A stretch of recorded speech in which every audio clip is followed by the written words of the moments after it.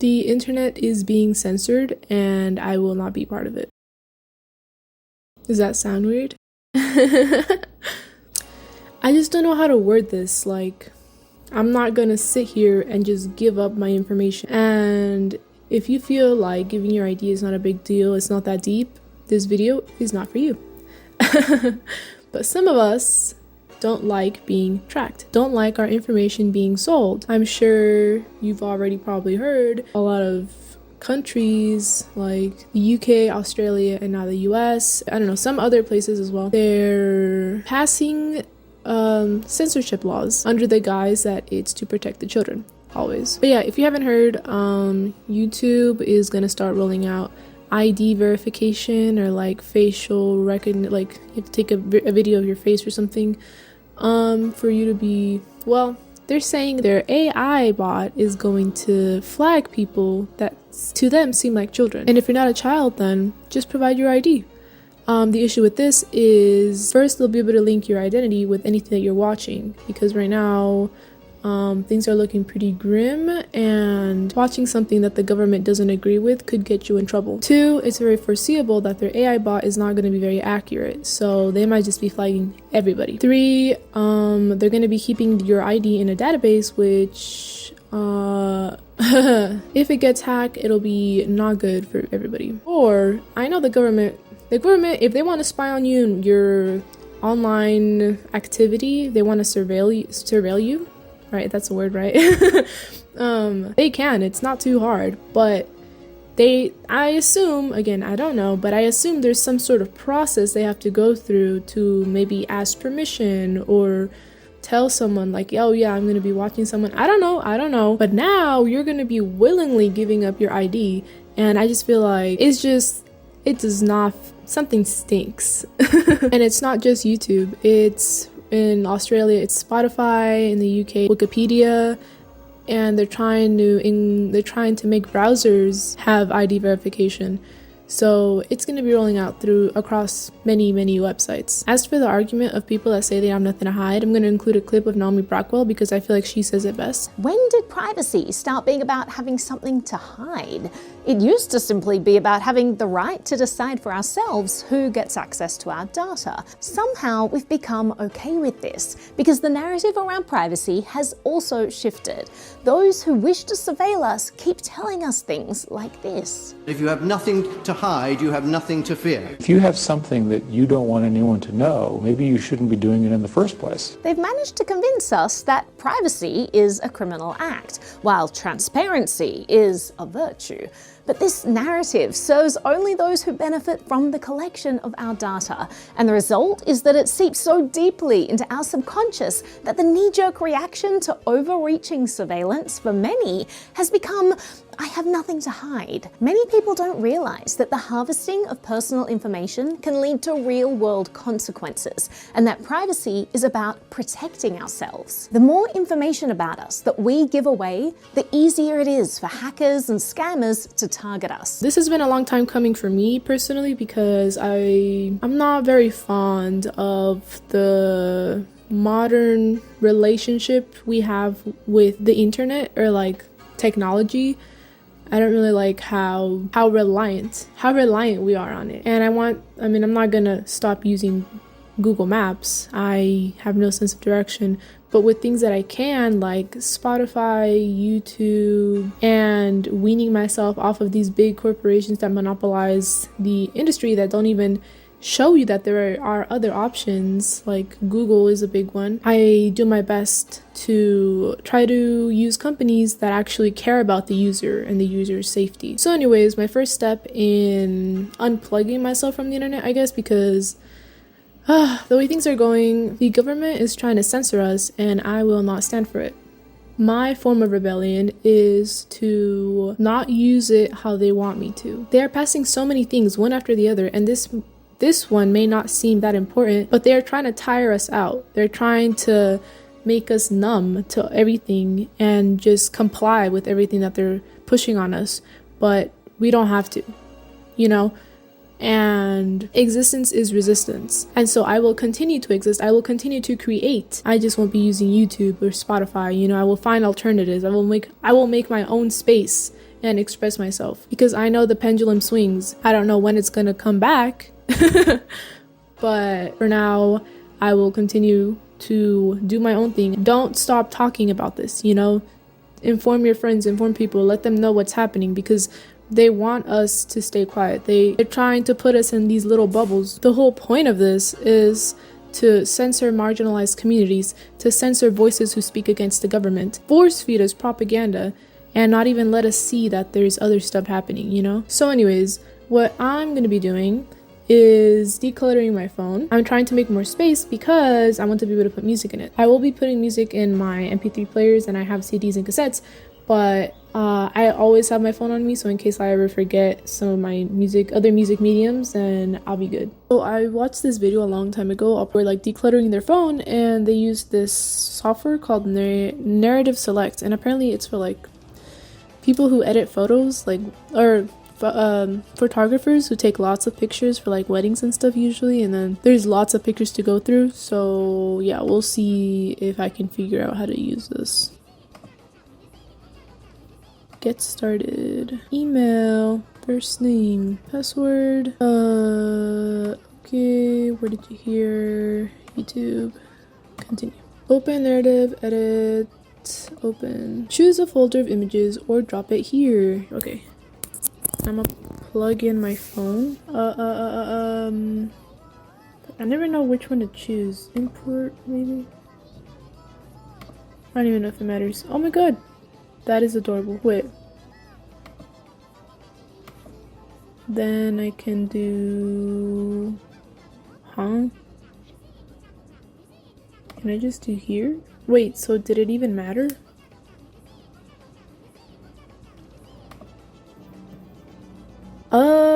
Okay. So it didn't really recognize that I had it plugged in, which is kind of strange, I guess. But it recognized that I had my phone like connected to my computer or my laptop. Basically, Windows has this thing where you can have your phone connect to your computer. It's this thing called Warpinator, and it shows all of your messages, and well, I can show you right here, kinda. So it pops up here, and then it shows like messages, calls, photos, and then it's pretty much like synced or whatever. Sometimes I have to send a lot of files back and forth from my computer to my phone, and this is just easier because it's just like a one-click button. I don't have to like send it to my email and then send it to and then download it, you know, it's like a whole thing. So can I shift select? I can. If I put shift and edit, the current selection is 7. I don't want this. Move files to, and then I choose a folder. Okay, I think I know what to do. So yeah, pretty much I've had this phone for a couple years now, so I've built up quite a catalog. I'm doing it this way because I think it's faster. I think so. I guess we'll see. It'll just take forever to do it by like USB-C or like sending them to my email and stuff. That would take even longer. Yeah, okay. I think I'll do it here. And then control click to deselect. Yeah, okay. Not really sure how long that took, but it wasn't too bad. So now I'll shift plus edit. And then current selection 748. Move files to, choose destination. This will make a new folder called S23. Choose destination. Create new project with moved files. The hell?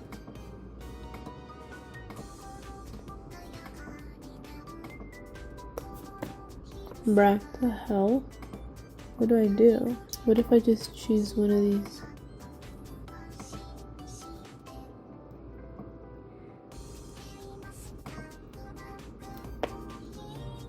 No clue what that did. If these die, I'm gonna kill myself. No joke. I will sob. Okay, so that took a couple minutes. Now let's check it out. Nice. Seems about right. Okay. Guess I'll check my phone now. Yeah. Yup. It worked. Yay! Okay. Okay, there's still a couple other pictures I want to transfer. Oh, here they are. Okay, I don't know why these didn't pop up first, or maybe I just missed them. But yeah, okay.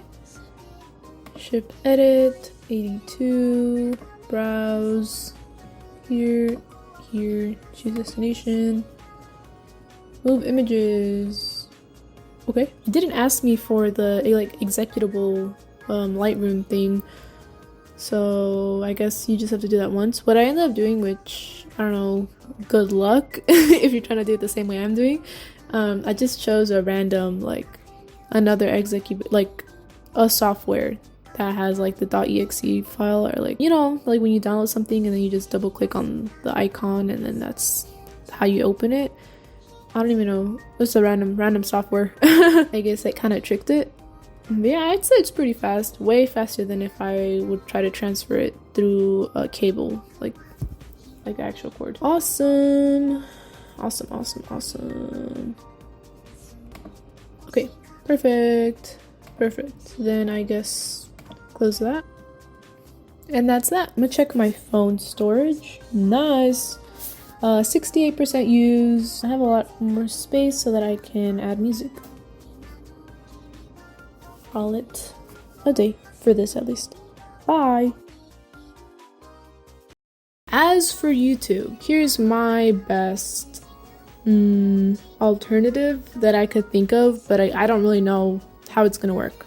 Okay, so my next big idea so my idea was to RSS my YouTube feed, which I kind of did at some point, but then I kind of gave up on it. But now I'm serious. So if you don't know what RSS is, it used to be really popular back in the day before like social media and like subscribing really popped off. People used to like RSS their favorite blogs, and then pretty much it's a tool that you can use so that you don't have to go into every like website that you usually go to. It's all centralized, it's all in one feed, and you don't have to be distracted by the algorithm, you know. You can RSS like news articles, you can RSS Reddit, what are they called, pages, I don't know.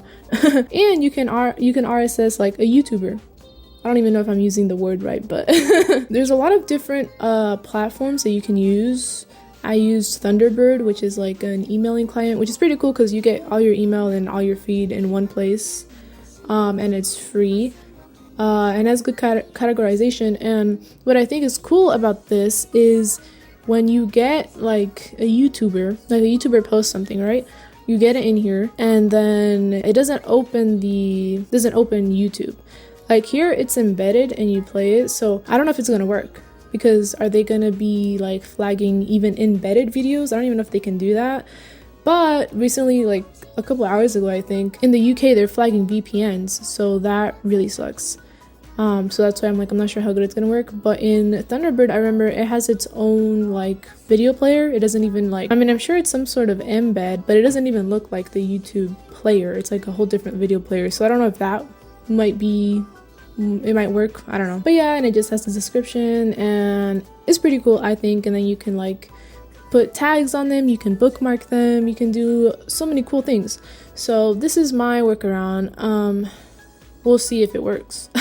If not, no more doom scrolling, I guess. But yeah, there's many different clients that you can use. When you want to RSS like a YouTuber, you have to be in their actual like page.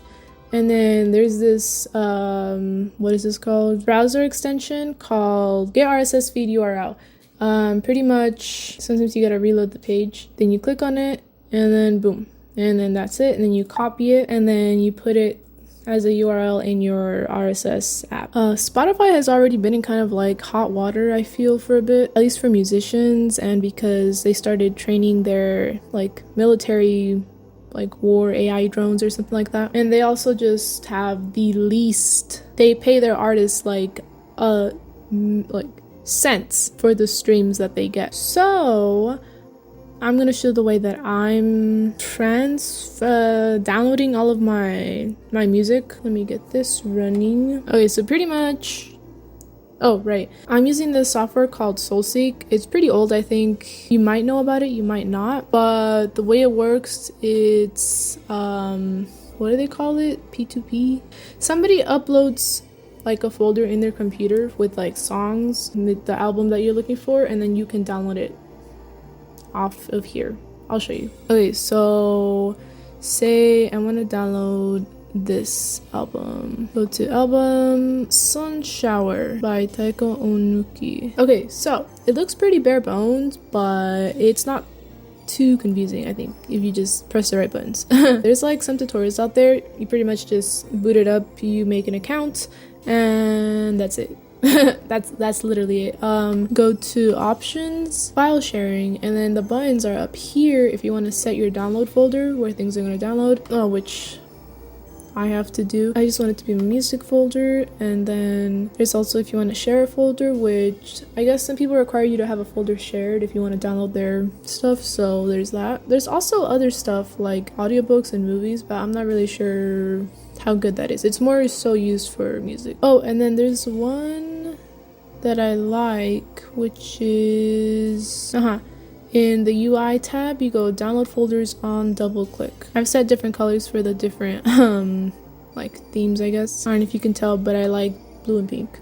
Okay, so anyways, you go to search. Okay, so this album is called, you can search the artist or the album, I'm not sure. I'm gonna do both. Sun Shower Taiko on search. Oh, I misspelled it. Then you get a couple. It might be easier if I just look up the song, do you think? Oh, The Shower 1997, Summer Connect. This seems to be the one, so double click on that and then it's downloading. You can go to transfers and then you can see they're queued. I like to use this because I feel like the file, the audio quality is better than if you put it through a converter. The amount of time that it'll take to download just depends on how many people are downloading it, and I think also if that person is online, I'm not too sure. But yeah, if you don't want to use soulseek though, there are converters. So body downloader, you can put like an album or like the song, you just copy it and then you can download them. Also, I heard what people are doing, which is if you have YouTube Premium, you can transfer all of your Spotify like playlists or like songs, I'm not sure which one. You can transfer it to YouTube and then it'll have all of your music, and then it'll be easier to use a YouTube converter to MP3. Or I'm not even sure because I don't have YouTube Premium, but yeah, I heard that's another thing that people are doing. But yeah, there are so many alternatives to Spotify. For one, of course, if you can, please buy CDs. You can rip them or you can just play them on your CD player. I play mine on this Discman I got from eBay like a while ago. You can also buy like a boombox. Okay, camera died, so I had to switch cameras. Hopefully it's not too jarring. Anyways, I don't even know where I was. Me personally, I love me a cassette. When I find a cassette, I will buy it. Usually someone I know. You can't even see shit. I have a Walkman, but I don't know, I just love music. And I know not everybody can afford CDs or albums or posters or cassettes or cassette players. Sorry, my cat is playing with something in the back. You can use MP3 players. This is an iPod that I got a while ago. Right now, however, because like Y2K is back in fashion, they're a little bit more expensive, but you can find really cheap ones. These I think this is Gen 2, I'm not really sure. It was like $30 I think on eBay, and it has 16 gigabytes, which is a lot. I mean, maybe not a lot for someone who collects like a bunch of music, but for me it's a lot. So yeah, but I mean, don't even forget about your phone. You can use like an old flip phone that your grandparent might have lying around, you know. You can use an old Android an old phone that you never tossed out. There's an LG I had back in middle school. And your own phone, if it has storage, which is why I was emptying mine out so I can get more storage. Okay, so this one also has it. Let's see this one. Yeah, we'll get rid of this one. Beautiful.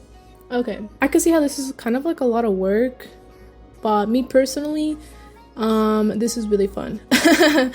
I love just putting hard work into stuff. I don't know, I like that at the end result will be my own curation, you know? Because Spotify's like mood lists or whatever, it's the same artists over and over. And I'll show a clip of a guy who was talking about it, and I think he words it really good. But the onus also falls on you, the listener, to discern and curate your tastemakers. You may ask, why no mention of YouTube or Spotify's curated playlists? Well, there are some major red flags behind them. Although Liz Pellice's recent book, Mood Machine, only focuses on Spotify's strategy towards music curation and the music business, it's not hard to look at it from a broader perspective of the streaming industry at large.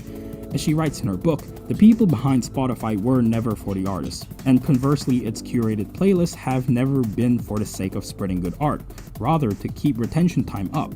As Pelly explains, these playlists are solely based off statistics and created with songs in it that they know will perform the best. Not only that, the promises of these playlists functioning as a sort of mood enhancer or mellower complicates things even more. When artists make albums, they can see statistics of which of their tracks perform the best and are most frequently being put into playlists. Many of these tracks tend to be of a mellower mood, catchy but not insanely memorable, chill but not drowsy, fitting a specific mood but not so much as to get a visceral reaction. If it isn't obvious, those tracks tend to make the most money. And in an era where making a living is getting harder and harder to do so in the music industry, this practically forces musicians to make albums filled with songs like these. Even worse is when you have music that's essentially made to be relatively Muzak-ish and bland, a la belonging in chill playlists or study beats, you open it up to AI-generated music. Spotify has been caught time and time again inserting AI-generated music into their curated playlists, clearly limit testing just how far they can take this. There's a reason why so many of these mega tech companies love AI so much, as it essentially brings the promise of creating and selling art at an insanely cheap cost, especially in comparison to paying artists for their tracks. And the fact companies like Spotify and Apple and Google would rather use AI to make a quick buck rather than paying artists the meager payouts they are already giving them is such a depressing reality. Okay, so once it's done downloading, I think it's usually under the username, so I just bring it out, delete this folder, and then boom. Okay, and then sometimes it comes with extra stuff. Like this other artist that I downloaded from, it came with like an interview that wasn't even on Spotify, which I thought was like super cool. So sometimes it comes with album art, so you could put it in your MP3 player or whatever. So yeah, there are so many alternatives to music. But yeah, and I just I love what this artist said about our relationship with music nowadays. I'll insert a clip. The amount of money that you make selling physical records is exponentially more than the amount of money you make from streaming. And that happens a little bit now, but not that much. So there's that financial aspect of it. The other way that bands and music fans lost is that because streaming is more or less free, you have access to everything. There's just but significantly less focus on actually listening to and loving music. If you can listen to anything you want all the time for free, if something is uninteresting to you after 3 seconds, you don't give it any attention. Music, interesting, in-depth, curious, challenging music takes time to focus on. Music has definitely not gotten better, and I'm saying this as a music fan since I was a child, since streaming happened. Streaming doesn't make music better. Streaming makes music it makes music have to be a commercial in order for it to potentially grab somebody's attention. I mean, if something is not meaningful to you, if you don't have to focus on it, then it can't. I mean, this again is so corny, but it can't touch your heart. You cannot get what music can possibly give you if you can just zap through it, if it doesn't require you to focus on it because it doesn't have any value. You didn't have to go get it. It was handed to you for free. 9 trillion songs were handed to you for free. It's overwhelming. There's nothing like you can't love something like that. And it can't affect your life in the way that music has the capability to do. As a kid, I wasn't allowed to listen to music.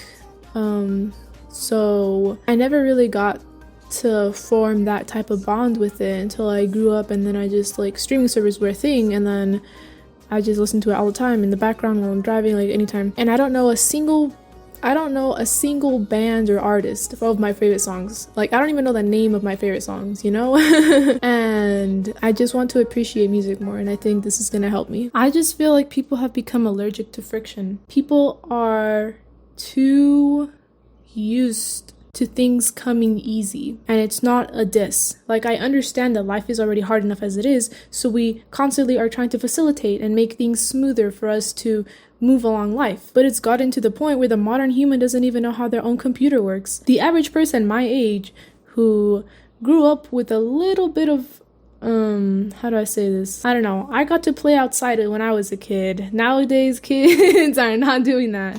But people my age, like a lot of people my age, don't even know how to open the terminal or what the terminal even is, you know? And it's like, how do you not know the very device that entertains you? Is that not a bit scary? And again, everything is so nuanced. Like, I love the fact that a 9-year-old and a 90-year-old could be gifted a laptop and they can just boot it up and they don't have to do a bunch of stuff to download like a package manager or a toolbar, so that if they want to download something, they can do it in 2 or 3 clicks. You know, they can just open Google and search something up. And that's how things should be. Accessible, not inaccessible, not sheltered, not locked away because the government doesn't want you listening to it. Parenting should always be left to the parents, and that is my take. So yeah, this may be the last time you see me. You could probably find me on my personal website in a few years when I actually make it. But yeah. Okay. Bye.